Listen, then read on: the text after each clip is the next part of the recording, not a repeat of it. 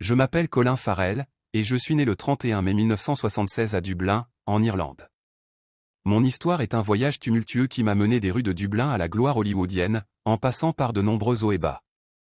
Mon enfance à Dublin était loin d'être idyllique.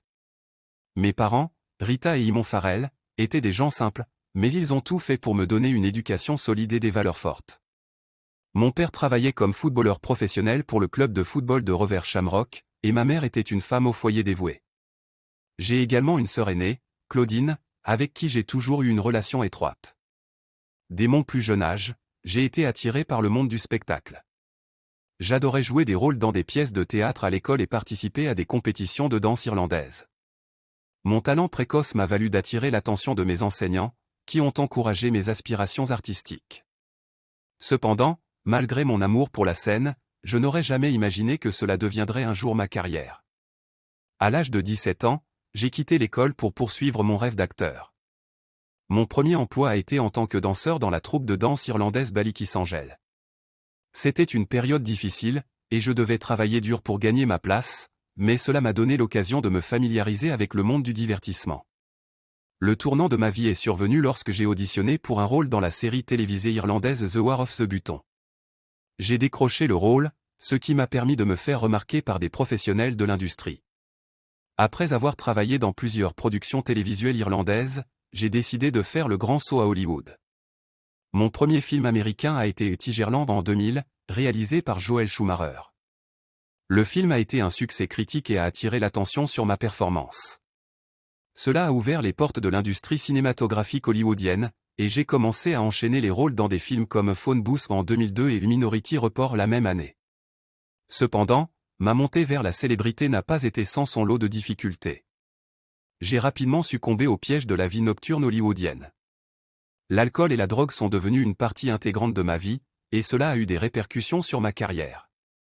J'ai eu du mal à maintenir ma réputation professionnelle, et j'ai vu certains de mes films faire un flop au box-office.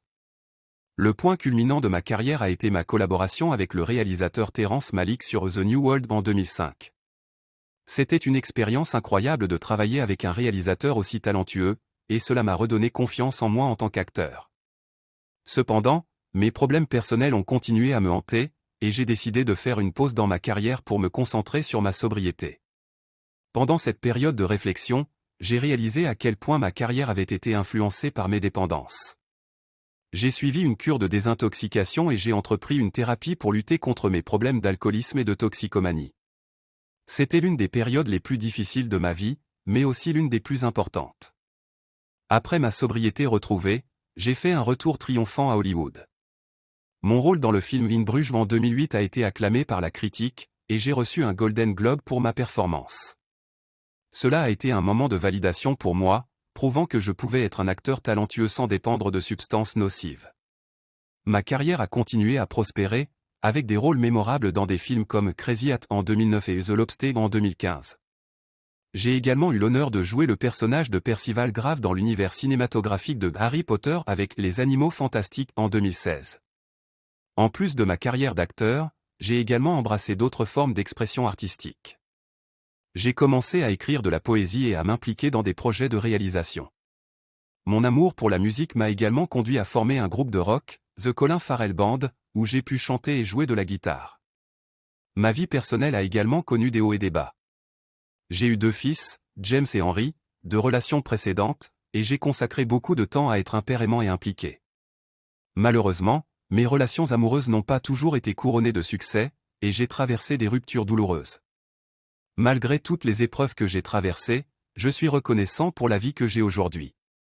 Ma sobriété reste ma plus grande réalisation, et cela m'a permis de me reconnecter avec ma famille, mes amis et ma carrière. Je continue à travailler dur dans l'industrie cinématographique et à explorer de nouvelles facettes de ma créativité. Mon histoire est un rappel que même lorsque la vie vous pousse dans les profondeurs les plus sombres, vous pouvez toujours trouver la force de vous relever et de poursuivre vos rêves. J'espère que mon parcours peut inspirer d'autres personnes à lutter contre leurs démons et à poursuivre leur propre chemin vers le succès et le bonheur.